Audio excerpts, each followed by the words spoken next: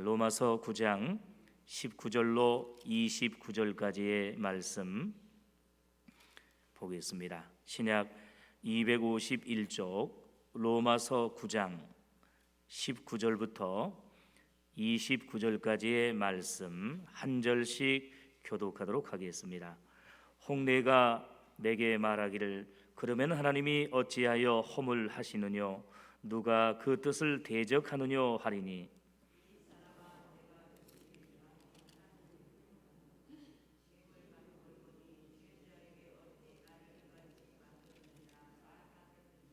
토기장이가 진흙 한 덩이로 하나는 귀히 쓸 그릇을 하나는 천히 쓸 그릇을 만드는 권이 없느냐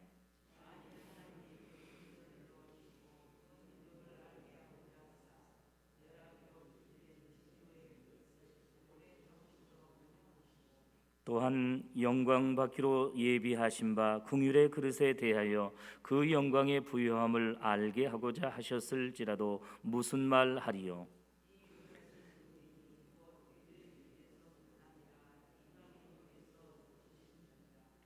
호세야 그래도 이르기를 내가 내 백성 아닌 자를 내 백성이라 사랑치 아니한 자를 사랑하는 자라 부르리라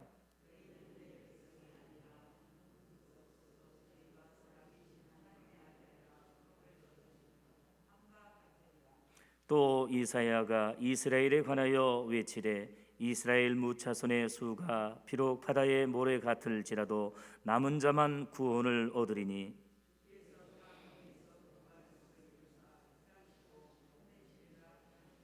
함께 봅니다.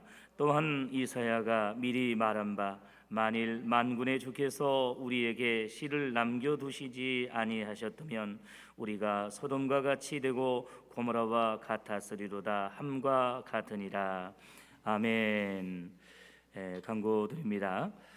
오늘 밤 7시 30분에 온라인 구역 예배가 있습니다. 구역원들 연락하셔서 많이 참여해 주시고 또 구역 회장님께서는 보고서를 제출해 주시기 바랍니다. 내일은 5월 1일입니다. 이제 올삭 새벽 예배가 있습니다. 담임 목사님께서 인도하십니다. 온 가족이 함께 참여해서 기도하시고 은혜 받으시기 바랍니다. 본당과 온라인에서 이렇게 영상을 통해서 함께 예배를 드리게 됩니다. 기도 카드를 작성해서 제출하셔서 담임 목사님과 함께 또 한 달 동안 기도할 수 있기를 원합니다. 할렐루야. 오늘도 이렇게 좋은 날을 맞이했습니다. 어느덧 이제 4월의 마지막 날을 맞이하게 되었는데 하나님께서 함께 하시고 또 은혜 베풀어 주시기를 간절히 원합니다. 어제 살펴본 압달락의 내용처럼 구원과 관련해 하나님께 불의가 전혀 없으시고 하나님은 원하시는 자에게 긍휼을 베풀어 구원하시지만 반대로 어떤 자들은 강팍해 하심으로 유기하시고 버리심으로 하나님의 절대 주권을 행사하신 것을 살펴보았습니다.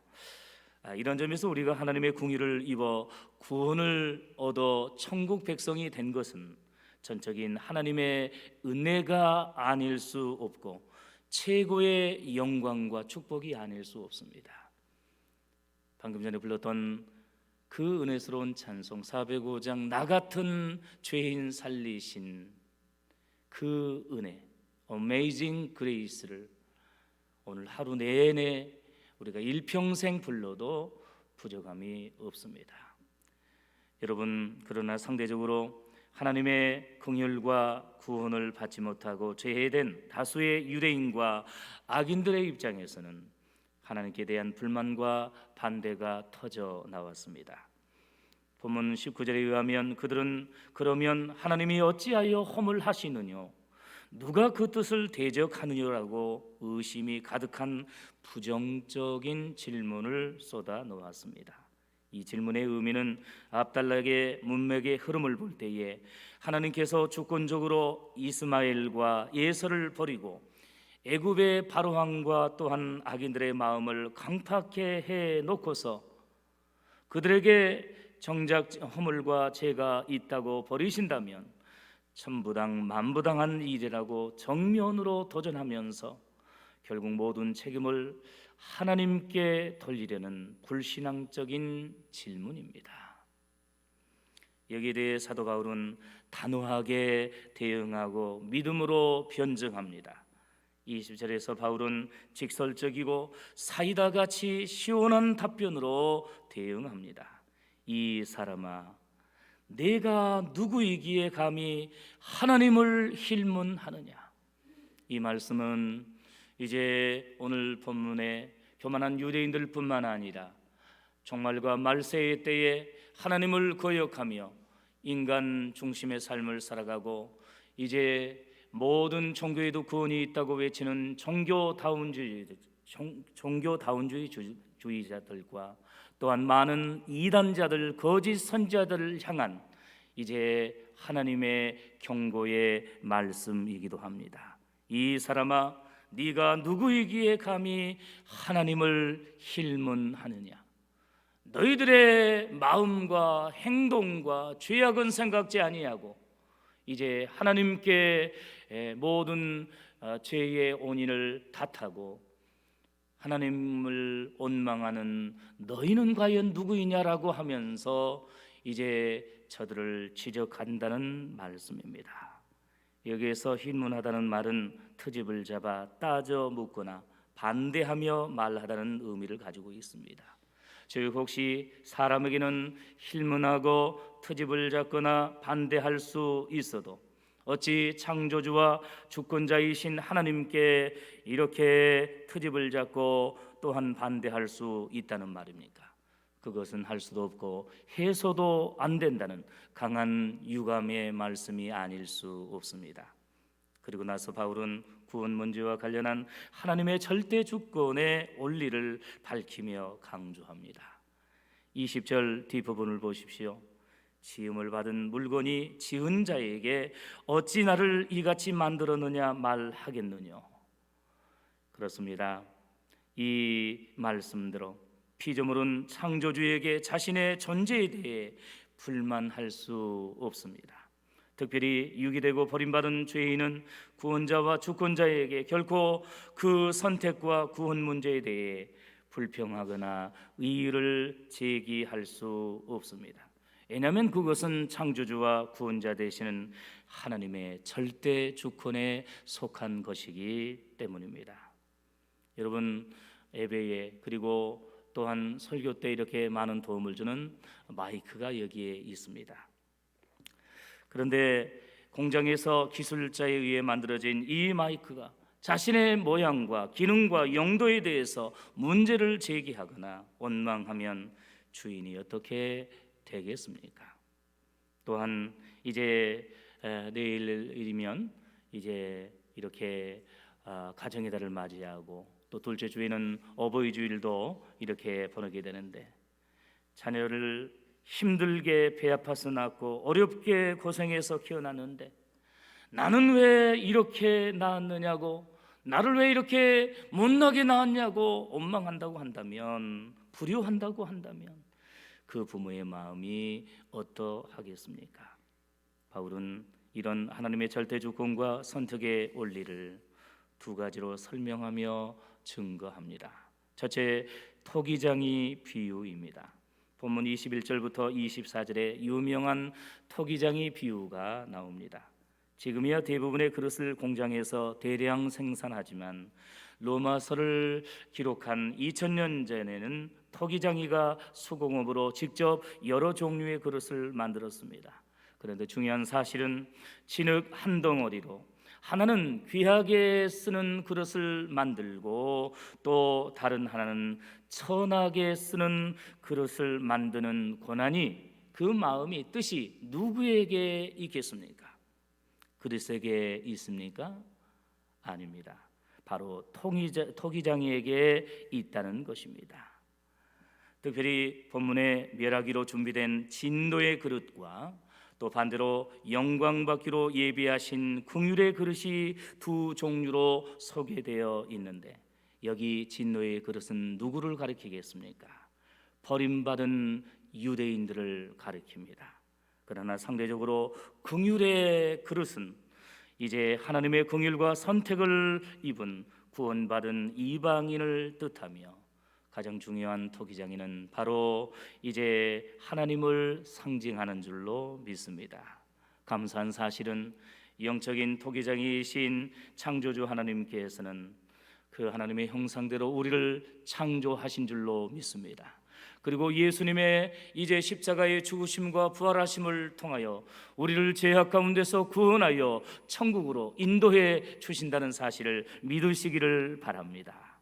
심히 부족하고 연약한, 너무나도 실수가 많은, 말과 행동에 그리고 마음으로 생각으로 너무나 실수가 많은 이제 질그릇과 같은 우리들을 예수님 안에서 선택하시고 구원해 주신 사실을 감사하면서, 진정 나 같은 죄인을 살리신 그 크신 은혜와 사랑에 감사하며 늘 찬양하며 주님께서 주신 그 놀라운 직분과 사명들을 이제 믿음으로 감당하며 많은 사람들에게, 믿지 않은 가족들에게, 또한 자녀손들에게, 세상 사람들에게 그 놀라운 하나님의 은혜와 사랑을 증거하고 전도할 수 있는 우리 믿음의 성도들이 될 수 있기를 바랍니다. 그리고 더불어 디모데후서 2장 21절의 말씀대로 이제 오늘 우리들이 귀하게 쓰는 그릇이 되어서 거룩하고 주인의 쓰심에 합당하며 모든 선한 일에 예비함이 되는 복된 믿음의 성도들이 될 수 있기를 바랍니다. 두 번째로 호세아와 또 이사야의 말씀을 인용하여 하나님의 주권적인 선택과 이방인의 구원을 증거합니다. 본문 25절과 26절은 구약 호세아서의 말씀을 인용한 내용으로 하나님께서 내가 내 백성 아닌 자를 내 백성이라, 사랑치 아니한 자를 사랑한 자라 부르리라고 하신 말씀은 범죄하고 타락한 북왕국 이스라엘 백성들을 다시금 용서하시고 공의를 베풀어 주시겠다고 예언하면서, 또한 더불어서 일부 이기는 하지만 회개한 이방인들에 대해서도 구약 시대에 선민 의식이 가득했던 이제 유대인들 그리고 이스라엘 백성들과 비교해서 이방인들에게는 전혀 구원이 없다고 생각하지 않았습니까? 그럼에도 불구하고 하나님께서는 일부이기는 하지만 회개한 이방인들도 하나님께서 사랑하시고 구원해 주신다는 은혜의 약속을 해 주셨고, 그 예언의 말씀이 성취되는 것을 강조하고 있습니다. 또한 27절과 29절에 이사야서의 말씀을 인용하고 있는데, 바다의 모래같이 많은 이스라엘 백성들이 범죄함으로 버림을 당할지라도 끝까지 회개하며 믿음을 지키는 이제 소수의 남은 자와 씨를 하나님께서 끝까지 구원하시고 보호하신다는 축복의 말씀입니다. 선민 이스라엘이 이제 그들이 교만하고 자만하여 육적인 이스라엘 백성이면 이제 당연하게 구원에 이를 것으로 생각했습니다. 그러면서 정작 율법을 멀리하고 우상을 숭배하며 범죄하며 타락했습니다. 그래서 결국 하나님의 진노와 심판을 받아 이제 바벨론 포로 생활을 하면서 많은 자들이 이제 하나님의 진노를 받았습니다.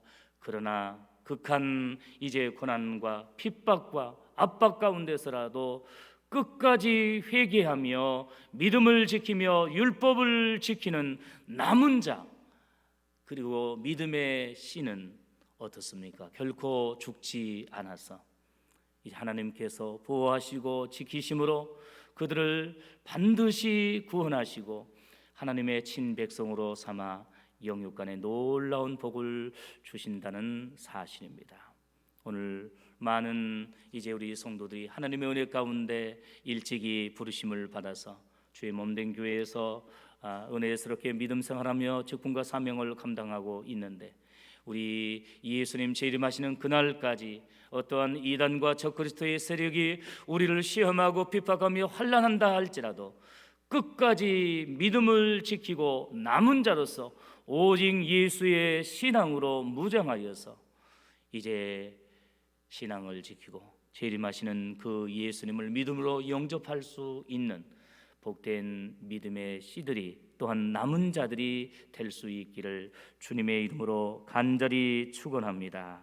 결국 이제 호세아와 또한 이사야서의 말씀은 구약 시대에도 영적인 토기장이와 절대 주권자이신 여호와 하나님께서 때로 이방인과 죄인 가운데서도 선택과 사랑을 베풀어 구원의 복을 주시는 절대 주권을 행사하셨다는 사실을 증명하고 있습니다.